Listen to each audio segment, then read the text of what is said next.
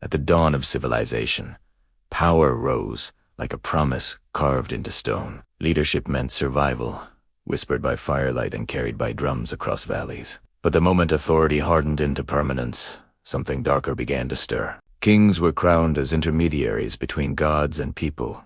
Emperors wrapped themselves in divine myths, and the fragile line between guidance and domination quietly vanished. Monuments grew taller, but the voices beneath them grew smaller. This story begins not with villains, but with revered rulers, whose ascent felt necessary, inevitable, even righteous. Ancient legends speak of golden ages collapsing under the weight of their own rulers. From drowned cities remembered in chants, to desert empires erased by sand, we're left with maps hinting at coastlines where seas now rule. Clay tablets and papyrus scrolls describe kings who began as builders and lawgivers, yet slowly bent truth itself, rewriting their origins and silencing rivals until history became a mirror reflecting only their own faces.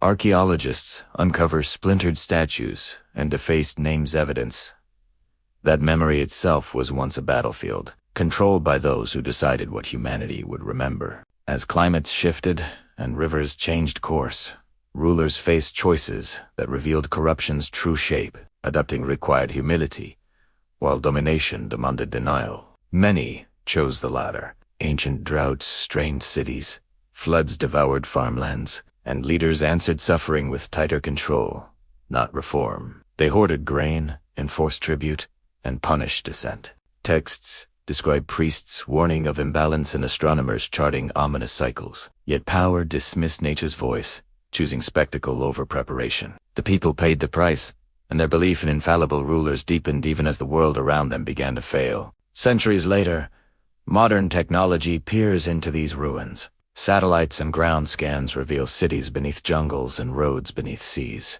Yet these discoveries often challenge the official narratives, cherished by nations and institutions. When archaeology disrupts national myths or economic interests, funding vanishes, permits stall, and findings are buried. Power no longer wears crowns, but suits and seals. It shapes which histories surface and which remain classified. The ancient patterns repeat through influence, censorship, and carefully curated museums that tell comforting stories, leaving uncomfortable truths locked away. From mythic pasts to present corridors of power, the arc is unmistakable. Authority, unchecked, distorts memory, morality, and reality itself. The greatest rulers didn't fall in moments of weakness, but in long seasons of certainty. When the belief in their own necessity eclipsed accountability, as we trace these shadows, a question emerges like an echo through stone halls. Is corruption born from power, or does power merely reveal what humanity has always feared to confront within itself? Have you ever wondered why great empires fall? It's not always about epic battles or foreign invaders. Sometimes, the seeds of destruction are sown from within. Throughout history, as empires expanded, power tightened its grip. Rulers learned that fear was a quicker tool than loyalty. Conquest rewarded certainty and punished doubt. Anyone who questioned the official maps or the accepted history was branded a heretic or a traitor.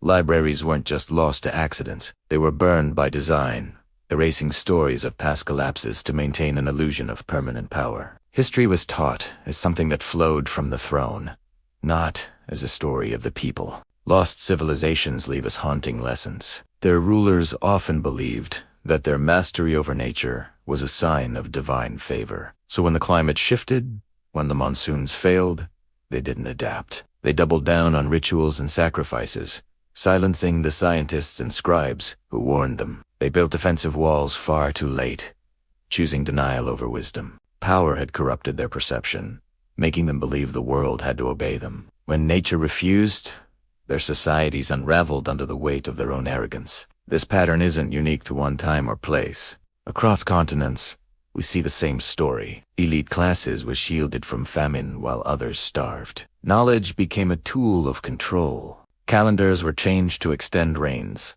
and prophecies were twisted to justify rule. Corruption became the system itself, so deeply embedded that collapse seemed unimaginable until it arrived. Today, modern archaeology uncovers signs of resistance buried beneath the ruins. Defiant graffiti, hidden chambers with banned texts, tools dropped mid. These discoveries hint at sudden, chaotic ends, not orderly decline. Yet, even now, these inconvenient truths are often filtered. Governments and corporations can influence which parts of history are told and which are forgotten. Advanced technology reveals entire cities erased from our textbooks, reminding us that the impulse to control the narrative is as old as civilization itself. The echoes from these fallen empires whisper the same warning. The greatest rulers were unjust destroyed by their enemies, but by their refusal to listen, to adapt, to share power. When we are drawn to simple answers and strong figures, we risk rehearsing the same ancient tragedy under a modern sky. The final lesson of history emerges slowly. Modern technology lets us peer backward in time, even as we march forward, convinced that progress has cured ancient failures. But surveillance, data, and influence now concentrate power more efficiently than any crown ever could. Satellites reveal buried cities, algorithms predict our behavior, and digital archives rewrite our access to knowledge. Yet, the people who control these tools quietly decide which discoveries matter and which ones are forgotten. Climate models warn us of familiar patterns: rising seas, shifting storms, and strained resources. Still, political authorities delay action, choosing the stability of their image over the survival of their people. It echoes the rulers who once ignored omens etched into the skies and stones long ago. Archaeologists and historians now stand between revelation and resistance, uncovering truths that challenge the heroic stories we've been taught for generations. Advanced scanners penetrate deserts and jungles, revealing vast networks of ancient cities that suggest cooperation, not whose tyranny. But funding often disappears when these conclusions threaten modern borders or ideologies. Suppression no longer requires fire. Today, silence, classification, and algorithmic obscurity are enough to bury uncomfortable evidence. Power adapts. It has learned that controlling what we see is more effective than destroying knowledge outright. This ensures that corruption persists invisibly, normalized within systems that claim transparency. Meanwhile, we assume truth will naturally rise to the surface. History disagrees, again and again. Political influence shapes our memory with subtle precision. Education, media, and heritage become tools of reassurance, not inquiry. Statues rise and fall according to present needs, while ancient warnings are reframed as myths or coincidences. Climate change, once recorded by stargazers and farmers, is now debated endlessly, despite the evidence being carved into ice and sediment. This refusal to learn mirrors an ancient arrogance, as leaders delay responsibility, believing technology will save them. They repeat the fatal assumption that power can outpace consequence. Across countless ruins and records, one pattern remains visible.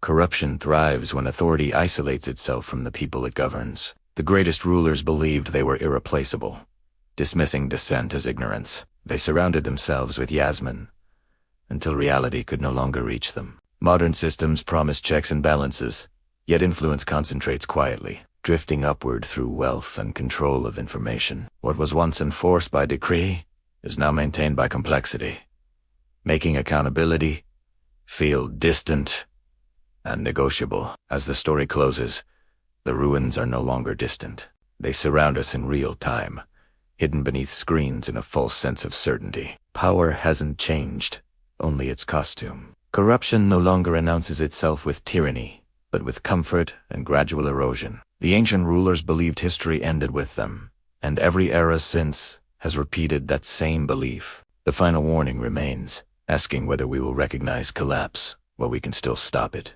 or whether future archaeologists will study our silence, wondering why we saw everything and did nothing. Thanks for watching. If this made you think, please consider subscribing.